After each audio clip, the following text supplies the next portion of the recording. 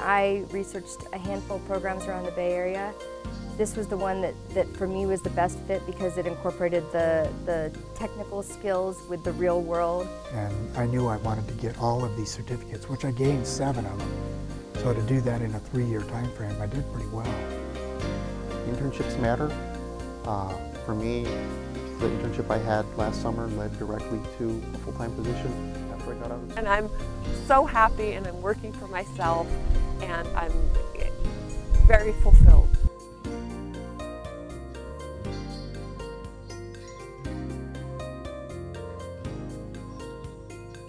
My name is Steve Fox. I work at Sonoma Valley Hospital, and I am the network engineer.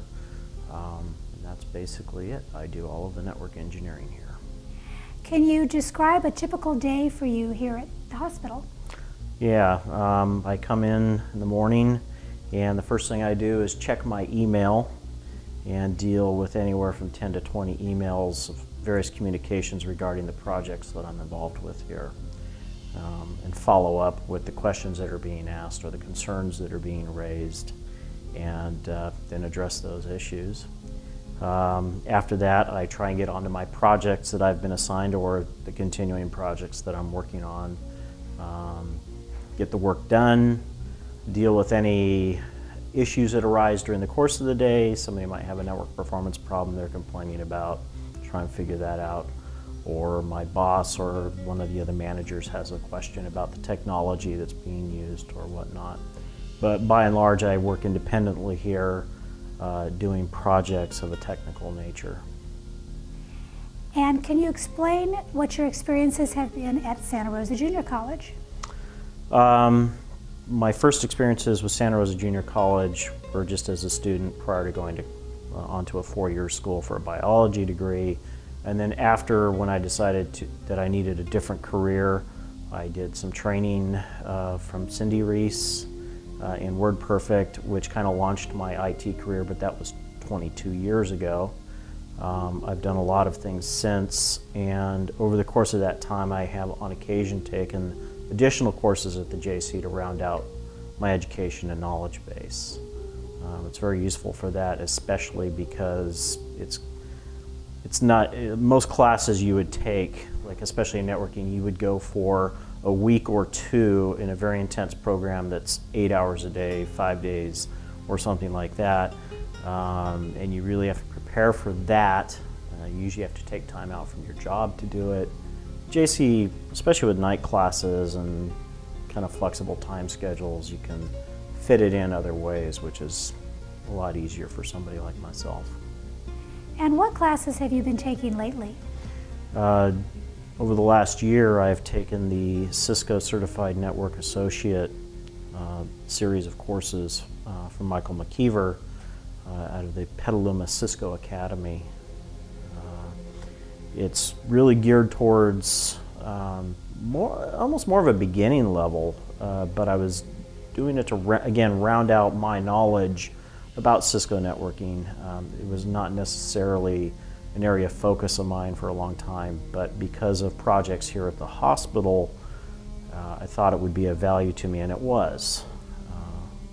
Very, very basic information that allowed me to make decisions and also do a lot of the work that otherwise we would have had to farm out to an outside entity. Is there a particular project at work that you could share with us? Specifically, the hospital is going through retrofit for earthquake safety, earthquake rating. It's a lot of infrastructure work, how the building ties together and whatnot. We passed bond money last November, GO bonds, government obligation bonds, to fund that activity.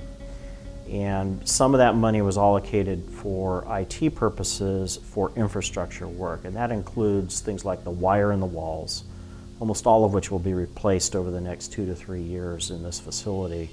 But it also extends out to the hardware in the wiring closets themselves, switches, wireless access points, also like even the telco racks that gear would install in, and the ladders and fire suppression and everything else. So the project that I'm working on is kind of tying all of that infrastructure aspect together with a good engineered plan of how to take out the old equipment, put the new in, and provide the level of service that a hospital needs, which is completely redundant, failover capability and everything else. What advice would you give to a student who is considering a career in IT or networking?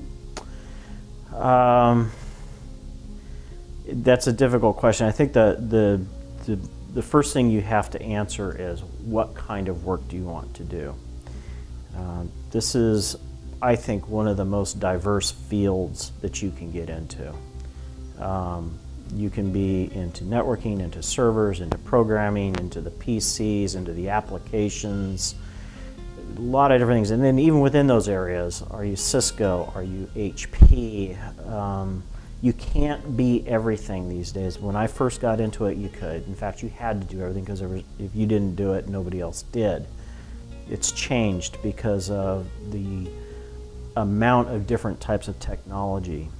So I think that's the challenge, is to find out what really interests you, because this job can be very fun. It can also be very boring. Okay, I mean, it's a job like anything else, but you should find something that challenges you and interests you and pursue it to death in terms of the detail of knowledge that you're going to have in it. But do not exclude yourself from learning other things around it, because knowledge about all of the different technology around the one that you focus on will be invaluable going forward. What are the challenges of being a student as you work full-time? The time. I pretty much, as a full-time employee, work a 40-hour work week, but I also have, 45-minute commute each direction, and so then you go into night class and you're there for 3 or 4 hours, and then you got to figure out time to study. I'm a big believer in the 2 to 3 hours outside of class that you spend in class. That's what all your instructors will probably tell you, and it's a good model to go by. Just finding the time. I have a family, I have a house to take care of, things to do too. So that's the biggest challenge, and I think anybody's going to have that challenge of time management. And I think it's just exacerbated when you're trying to be a full-time employee and go to school. So that's the biggest challenge for sure, just time management.